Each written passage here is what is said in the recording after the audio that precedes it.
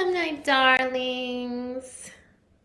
I've been listening to Easy on Me on repeat. So good. So ready for Sad Girl Fall. Apparently, that's what we're calling it. And I am so into it because it's making people recognize that women are multidimensional. Maybe you've heard the whole hot girl summer, sad girl fall thing that's going on. Yeah. Women are multidimensional, and I love how it recognizes our cyclical seasonal nature. And we are in the fall season now in the Northern Hemisphere. So happy autumn. It's been a long time since I went live with the self love sermon. Happy fall. This is the season of the third quarter moon, the season of the wild woman, the season of rest and relaxation, slowing down our nervous systems and receiving all the goodness that we have harvested from the summer and the spring and the previous winter. This is ancestral reconnection. This is cyclical veneration. This is an honoring of life and what it is to be human. And here at Self Love Sermons, we take all of this as new ways to connect and reconnect to ourselves and our self-love. And that's what we're doing here. I hope if you'll join me live, you'll put your questions and comments in the chat. I hope y'all can hear me okay because I did not use any of my special tech today. I'm just using my laptop, microphone, and camera. So, and my phone, of course, for Instagram. So hopefully it's all good. Let me know.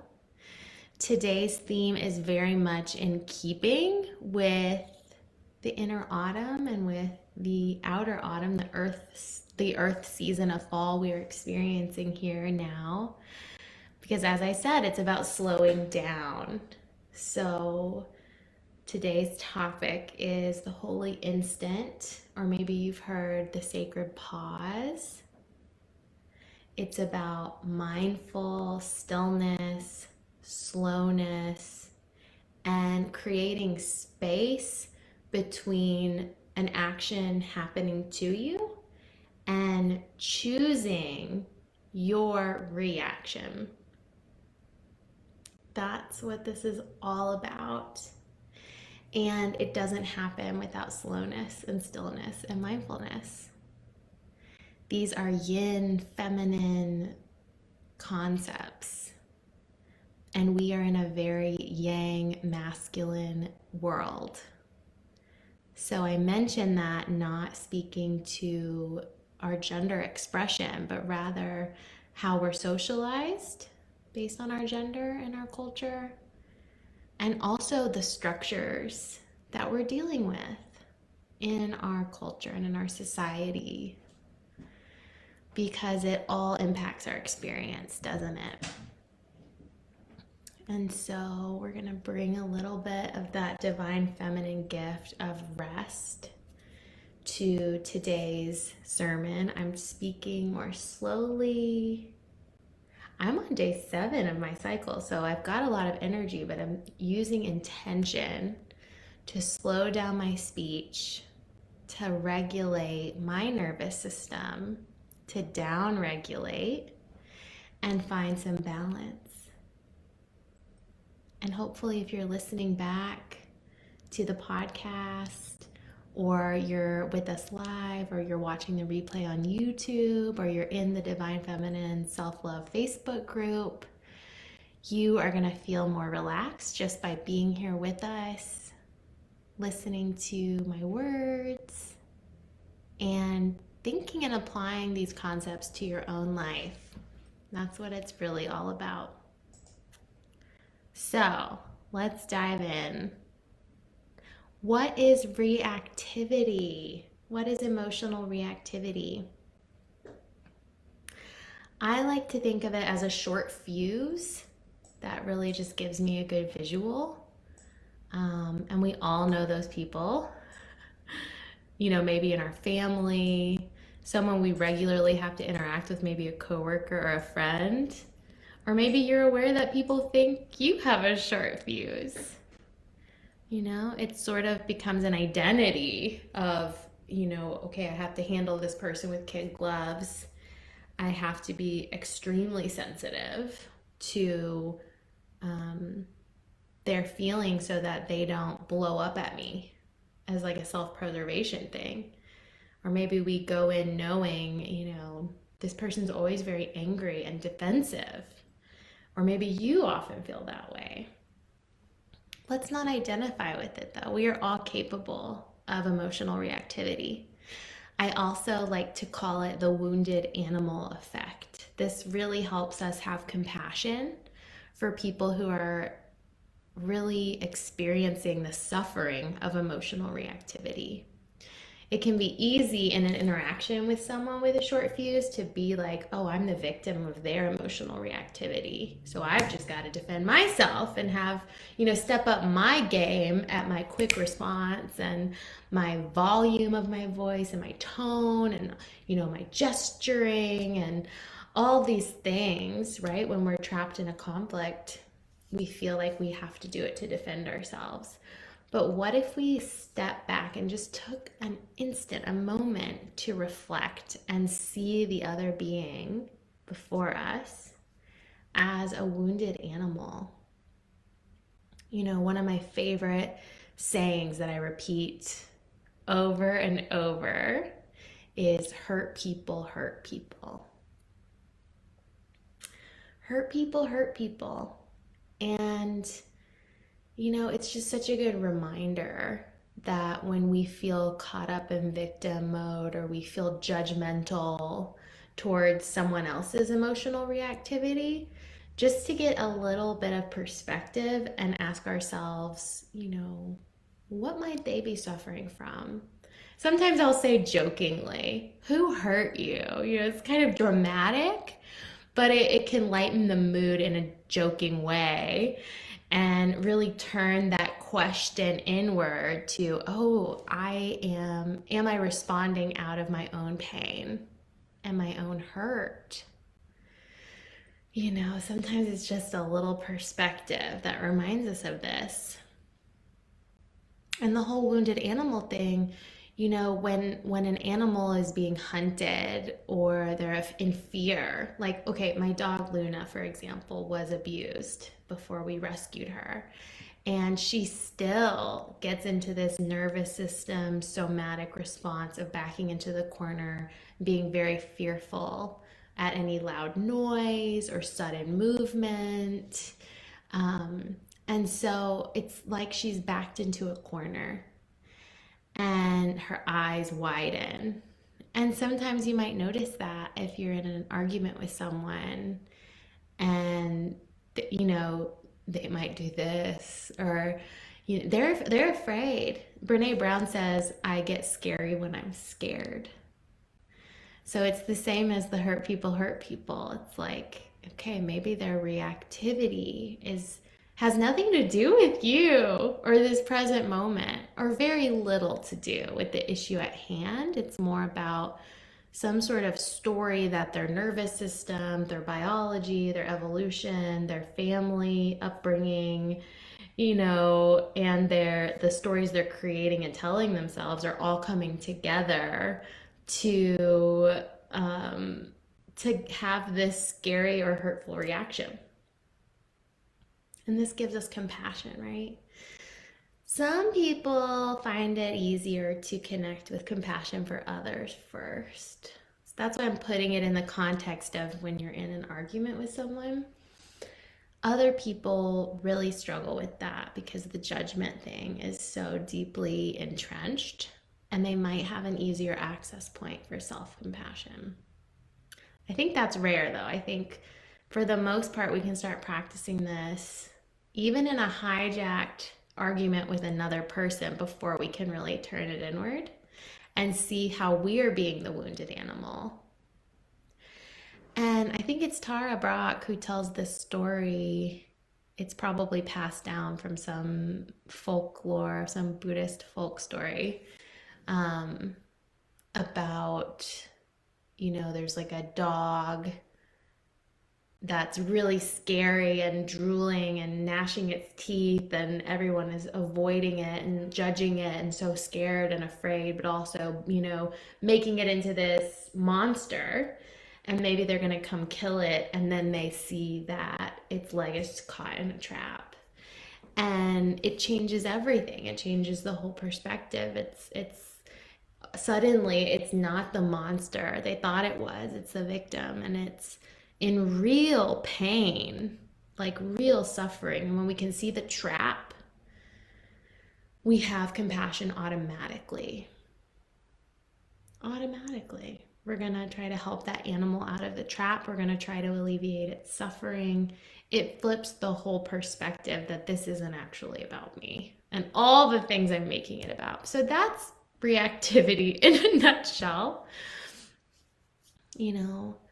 I think some people actually are victimized and abused. And then most of the time, however, I think we make ourselves into the victim when we're confronting the reactivity in others.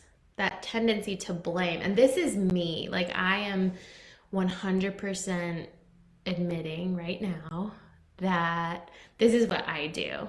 I have a tendency to shift right into that, like a puzzle piece locking into place. I've carved those neural pathways so deeply of, I am not being heard, I am not being understood, I am not being, seen in my experience, and how dare you? And I'm gonna list all the ways that, to defend myself and my actions, and I'm not gonna apologize. And it can get really brutal really quickly. And that really comes from an unmet need. So the leg in my trap would be the trap of an unmet need that I need to be seen, understood, witnessed, and nurtured. And the truth is, as adults, when we grow up, we don't receive this kind of witnessing or nurturing or compassion from other adults.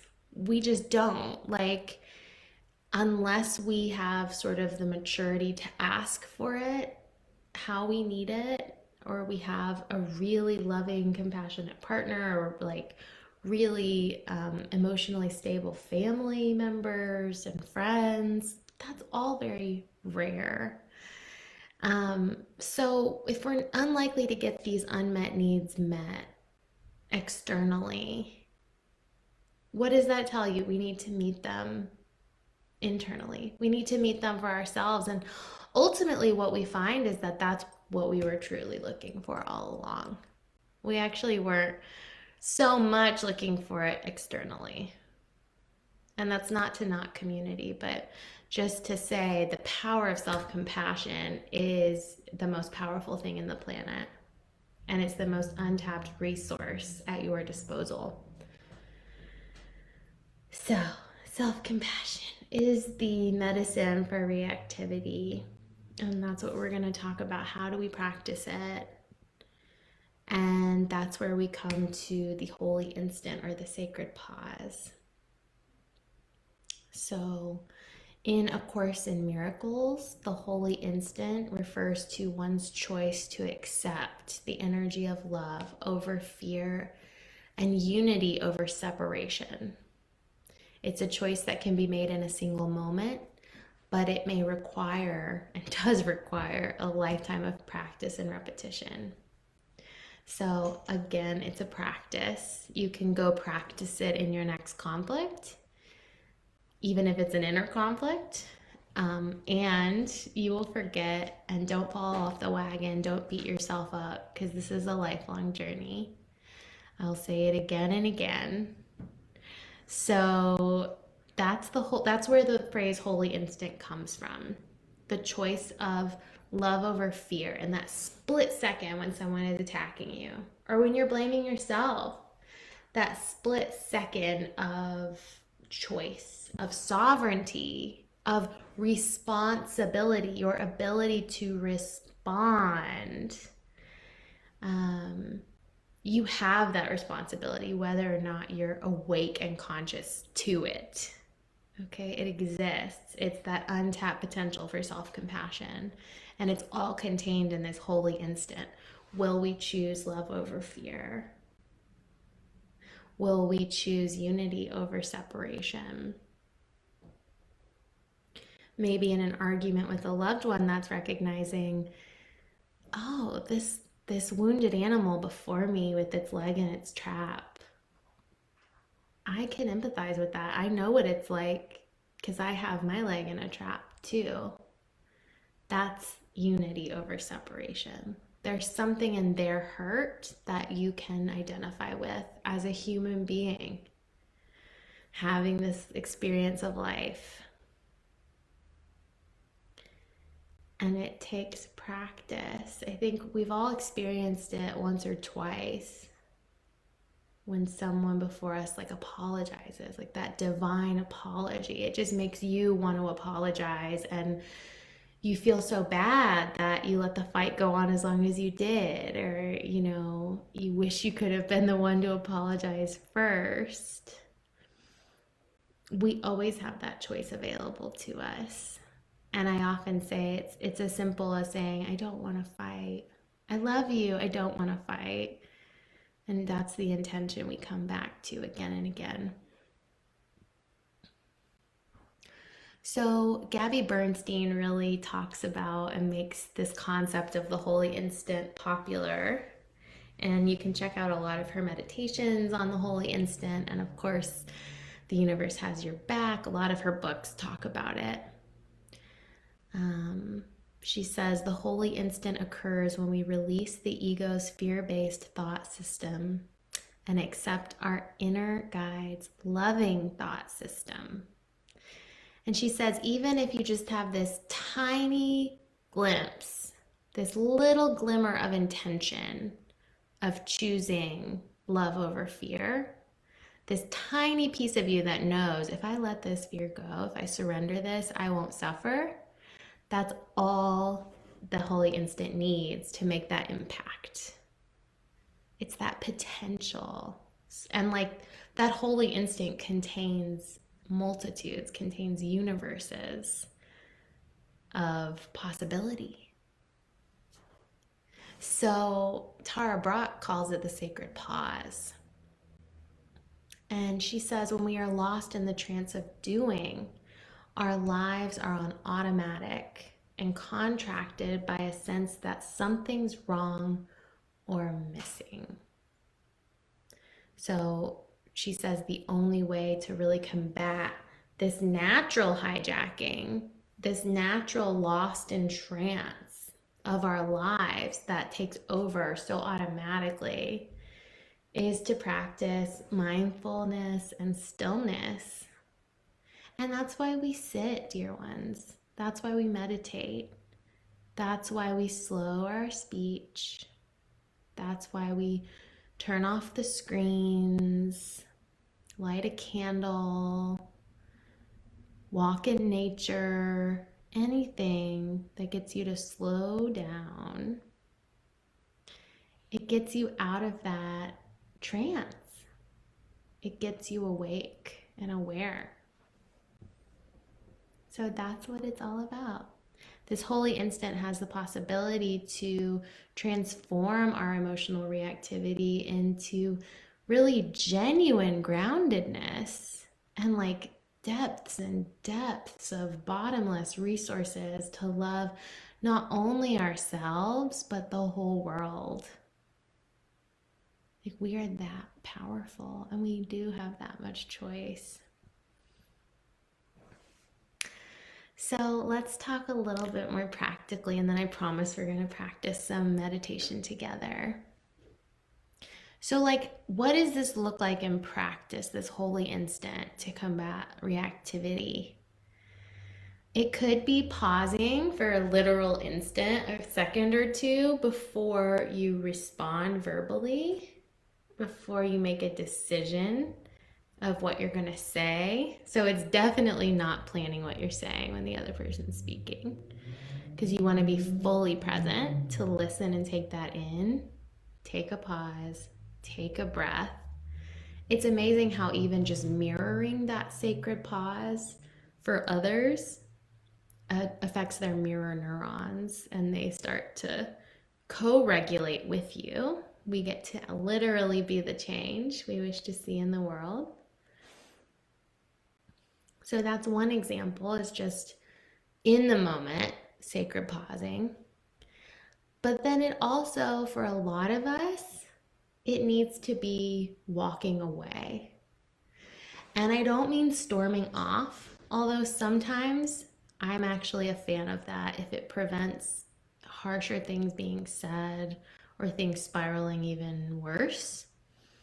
But I would definitely recommend trying to pause, take a breath, and ask for space. If the person you're sparring with won't allow you to have some space to gather your thoughts or find like a healthy release for all of these emotions and downregulate your nervous system, then I think that there might be a deeper issue going on. I think that that person probably hasn't heard the good news of self-compassion, and therefore they can't practice compassion for others right now, not in a genuine way. And they would rather stay hijacked and hyped up on the drug of ego and reactivity because they feel powerful over you. And they feel that maybe they are judging you as weak for asking for space. You know, the yin, the feminine, is always judged by the yang and the masculine in a patriarchal culture. It's judged for needing that space and that slowness. But that's really its power. We are so powerful when we are vulnerable to our needs and we ask for what we need to get them met. So I really encourage you to start modeling that in your conflicts this week. We all have conflict. So you can start modeling this now. And sometimes when, I keep thinking about my marriage because that's where I have the most conflict. I think that's pretty normal. When we start to have an argument, and we are both, our sun signs are ruled by the planet Mars, the god of war.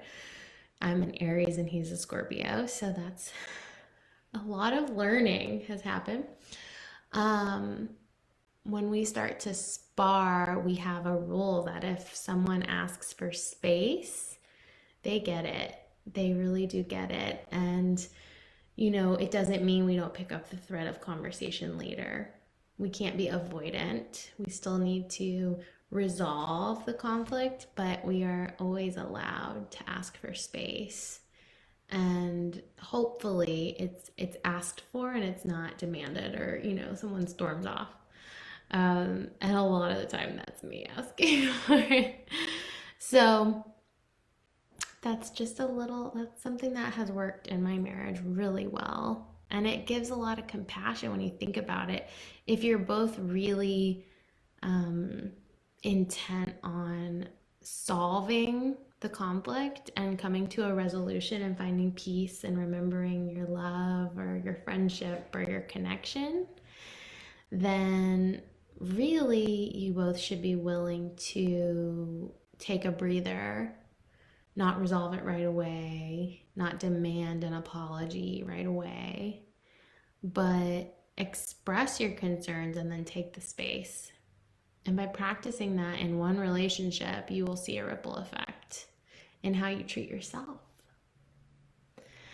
So, there's also, conflict aside, there's also the opportunity to practice the holy instant when difficult emotions arise, when difficult things happen in our lives. Stress is probably the biggest, most rampant trigger in modern life. And especially without a consistent self-care practice, without consistent boundaries and space in our lives to just process and regulate the daily experience of being human in the world, we're going to experience a buildup of emotional reactivity. We're going to experience our fuse getting shorter and shorter. And then it gets layered on even more because of the guilt we might feel for our reactivity. So I'm going to read a little bit from Kristen Neff. This book changed my life. This is why I am a self-compassion coach. She is a self-compassion researcher, and she wrote a book called Self-Compassion. Dr. Kristen Neff. And I'm just going to read a little bit that pertains to this.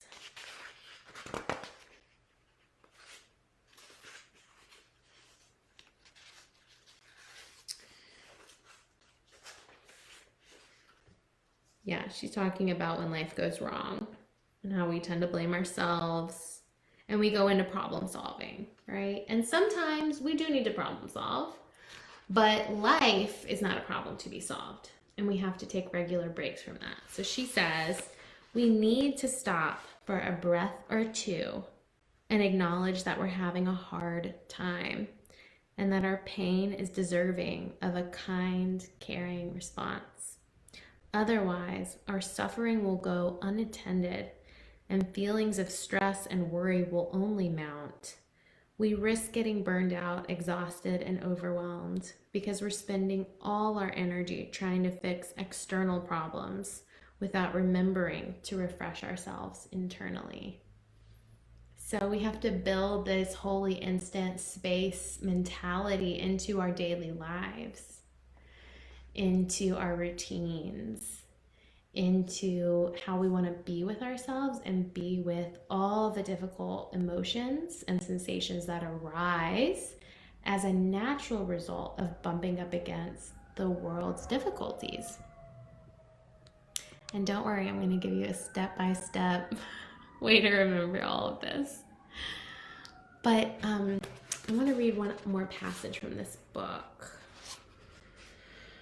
Yes, so it all hinges on mindfulness. Mindfulness to pause, mindfulness to step back and see with a new perspective what's really going on, mindfulness of our body and nervous system being hijacked, and mindfulness of our own self-compassion, or our ability to choose that self-compassion. We have to be aware with what is really happening at all times. So she says, mindfulness brings us back to the present moment and provides the type of balanced awareness that forms from the foundation of self-compassion. Like a clear, still pool without ripples, mindfulness perfectly mirrors what's occurring without distortion. Rather than becoming lost in our own personal soap opera, mindfulness allows us to view our situation with greater perspective and helps to ensure we don't suffer unnecessarily. And you know how much I hate unnecessary suffering. It's not necessary. This is how we eradicate it, by stopping these false narratives. And I've done a lot of sermons on the inner critic, the imposter syndrome, the ego. So please go Google those, find them if that's something you struggle with. I think we all do. Dr. Kristen Neff also wrote a new book last year called Fierce Self-Compassion. And I really love it. I'm currently reading it because it's the intersection of the feminist movement with her self-compassion research. And it's just everything I'm about. So she talks about how there are really two branches of self-compassion. There are two forms that it can really take practically in our lives. The first is tender self-compassion, which is what her first book is really about. It's a lot of what I talk about, this ability to put our hand on our heart and say, I don't want to suffer, to really attend and befriend our own experience rather than judging it as bad or wrong. And then there's also, she says, fierce self-compassion, which is a self-compassion that arises from being mistreated. So it's the kind of self-compassion that or the kind of compassion rather, that drives a mother to lift, a car that weighs a ton to save her baby. It's the kind of compassion that drives us to say no when we're being harassed or victimized, in the patriarchy. It's a very real kind of boundary setting that protects us as though we were our own daughters, our own children, seeing ourselves as precious and worthy, and seeing ourselves also as the only thing that can truly communicate and hold those boundaries that we set. Maybe you've noticed that when someone has crossed a boundary, and rather than being emotionally reactive and getting really into that wounded animal complex of reacting with a short fuse angrily and in a mean way, or like ridiculing them or name calling or whatever, or getting violent even, we're able to just say, no, you're not allowed to do that. I'm sovereign in my own life. This is a boundary that I'm setting. Maybe I've already set it with you, and I'm just reminding you now that you are not to cross it. That is an empowered, sovereign leader. That's an empowered, fierce self-compassion. It's really embracing the archetype of the queen that we talk about here, which is the archetype for fall. So, little bonus there. Yes, so there's fierce self-compassion, and then there is the tender self-compassion, and we really need both. We absolutely need both. We can't really have one without the other, because we become a doormat, or we become, so active that we become a victim. And so we really need both. Because of our culture, women face all kinds of discrimination, misogyny, comparison, objectification, trauma, and abuse. So fierce self-compassion is really our response to our culture.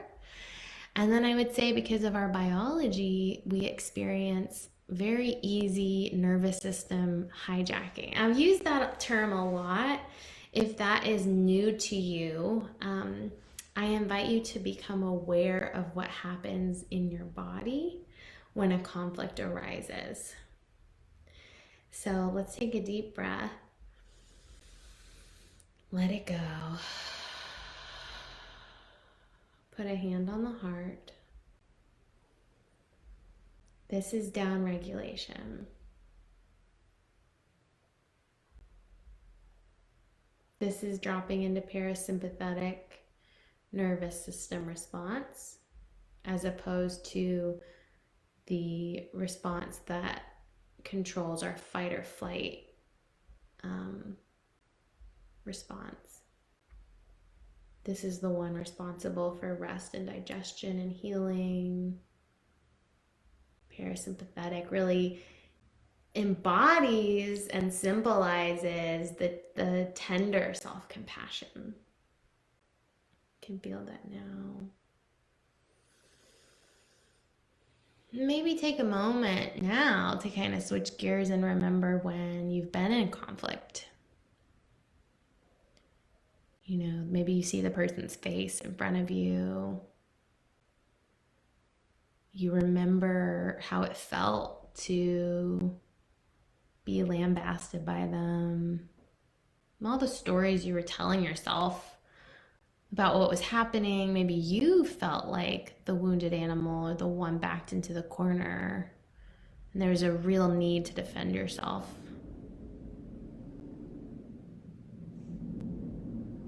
Maybe your heart rate is picking up even just remembering this encounter. Maybe your belly is churning and hurting, clenching, contracting. Maybe your leg muscles you find have tensed, as though you're going to run and flee this attacker. Your breath might increase and get shorter,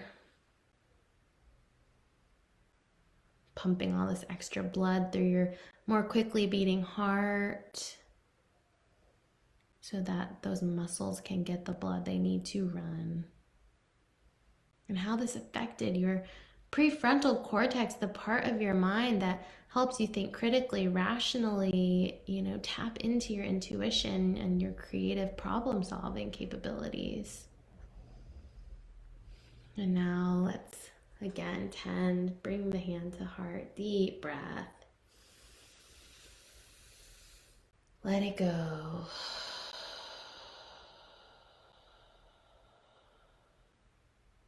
Again, deep breath.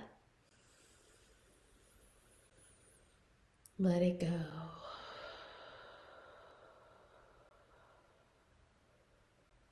One more time, deep breath. Let it go. Feeling the heart settle and slow to its regular pace. The breath deeper now. Maybe the mind more clear, more spacious, a natural sense of spaciousness and blue skies and all things good. This is the capacity that we contain. This is the holy instant. This is all that stands between us and our reactivity in conflict, in difficult life circumstances, in inner turmoil and blaming. So let's practice it. Let's make it a regular practice. So these are sort of my 3 steps, I'm calling it, my 3 steps to rid yourself of reactivity. So you can remember, just spell rid. R is recognize, and we're going to break those down. It's to recognize the 3 S's and apply the 3 kinds of mindfulness. A lot for one little letter, but I think it works. I is integrate and D is decide. So recognize, integrate, and decide. Rid yourself of reactivity. Let's start with R. We're recognizing the 3 S's and applying 3 kinds of mindfulness.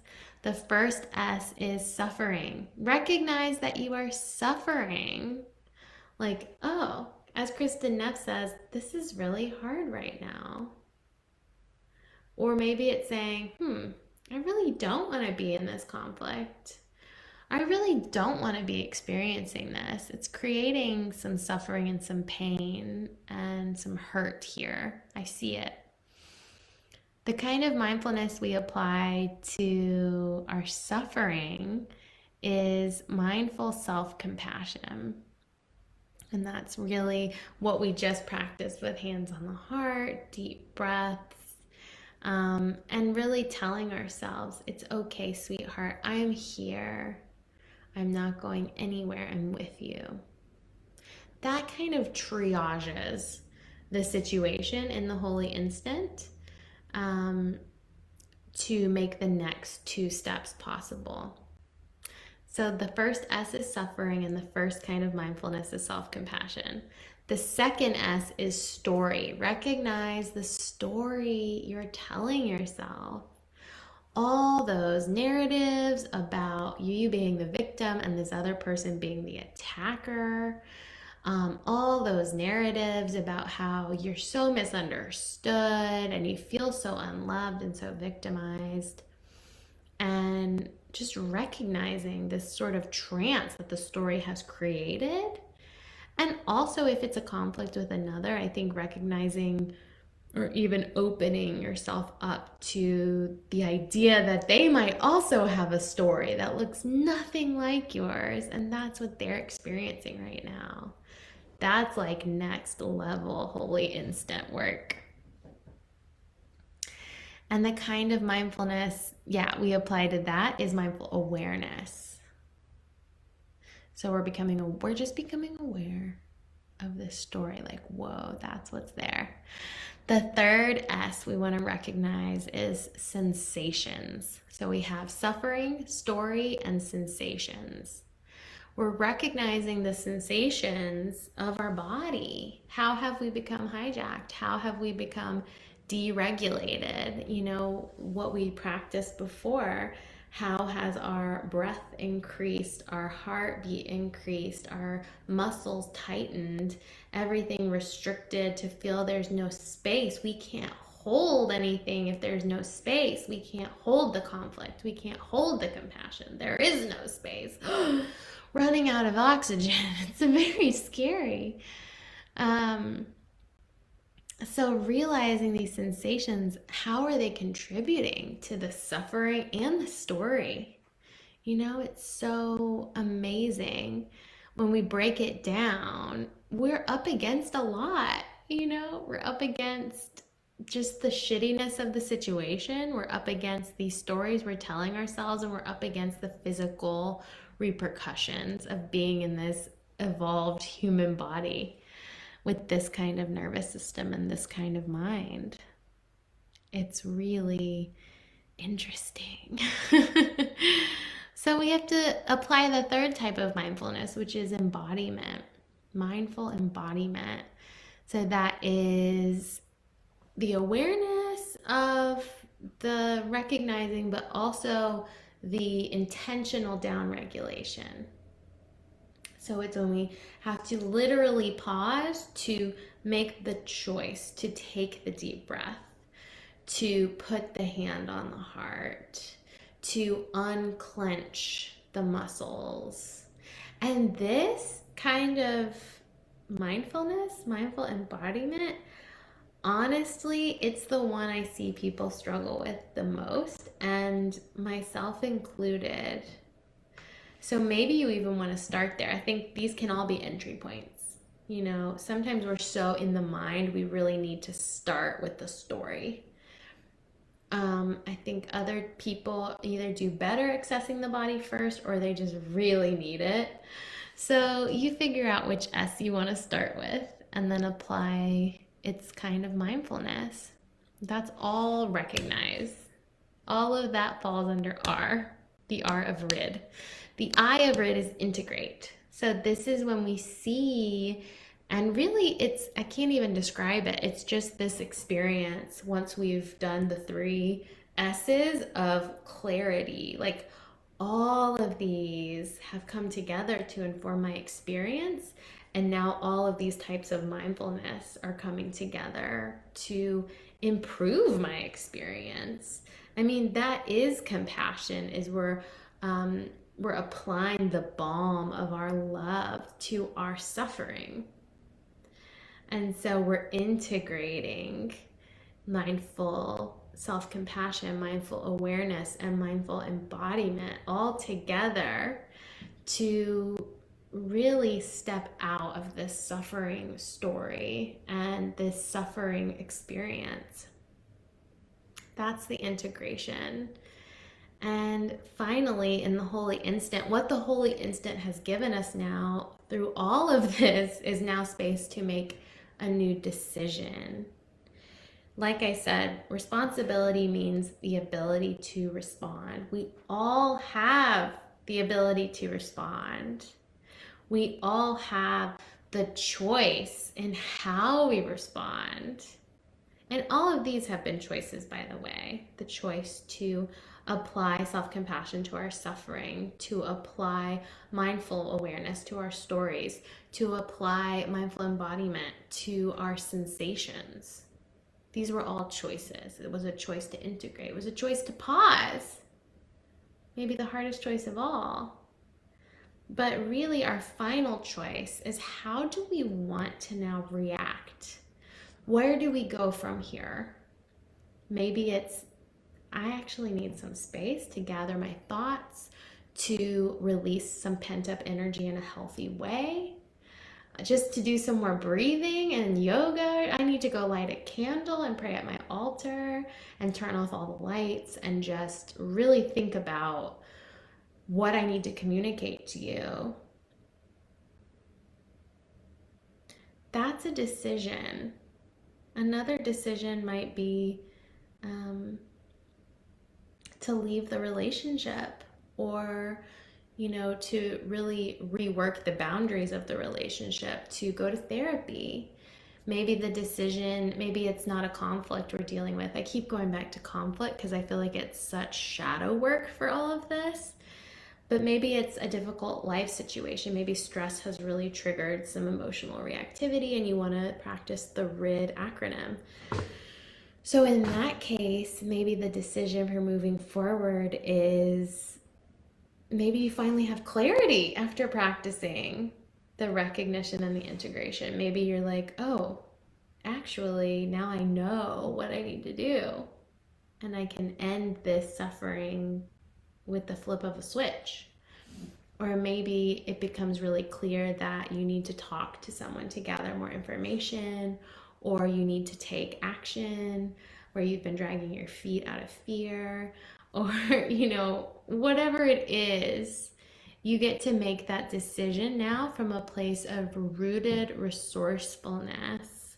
Like, that's what the point of all of this is, because I look around me and I see so many people, myself included, reacting from a place of fear and separate self. And then they live their lives and lead their lives that way. And it's like we're all asleep at the wheel because we don't want to be awake and aware because it hurts. But we can really wake up and ground down and find all the resources within us through self compassion to love ourselves, to love each other, to love the whole world, and to really make an impact, a positive impact on the world, and fulfill our purpose and see life as funny and humorous and so short, so short, and really get that context of what really matters. Like, we're all going to be dead in 100 years. So, what really matters? What kind of life do you want to live? I hope you ask yourself that every day and live accordingly. But whatever you do, just remember you have a choice. You make the decisions. You are at the wheel of your own life. You are sovereign. And I'm rooting for you. So, as we close up this very long sermon, thanks for staying with me. I encourage you to take out your journal and write down the RID acronym and maybe reflect on how you want to apply it moving forward. Maybe you already know there's some situations of conflict or difficulty that you need to practice the holy instant with. And I really want you to reward yourself when you practice it, whatever that looks like. I mean, it will be reward enough. Maybe you want to journal the next time it happens. Like, what happened? How were you able to remember? How did it play out? How did the other person respond? How did it feel? And really cementing and carving that new neural pathway by doing this. So good. So here's some ways to work with me coming up. Free to Flow is on. This is a virtual yoga retreat that I'm doing with the lovely Jamie Botion. And it's going to be over Zoom. It's a day-long retreat. So we've got workshops, we've got teachings and talks, we've got meditations and embodiment practices, and lots of yoga and creativity and community and coaching, all of the good things. And it's all about our menstrual cycle. So not just your period, but really all the seasons of the menstrual cycle, which relate to all of the other seasons that we talk about here in the Divine Feminine Self-Love Facebook group. I really encourage you to join. If you join today, today's National Period Day, I'm going to give you a discount. So that's just $50 instead of the usual $77. And I'm also going to send you a pair of thanks period underwear while supplies last. So you definitely want to sign up today, get your ticket. You can go to my website, ellengilbert.com, and there's a banner at the very top that you'll click. If you're watching this replay or listening before December 11th, 2021, that is the day of the retreat. And what else? And then, if you're interested in a more intimate one on one experience, I am filling spots for my one on one program, Become Your Own Soulmate. So you can learn more about that by going to ellengilbert.com/become your own soulmate, or send me a message. This is a really amazing, I mean, everyone who's gone through this program has told me that it is life changing.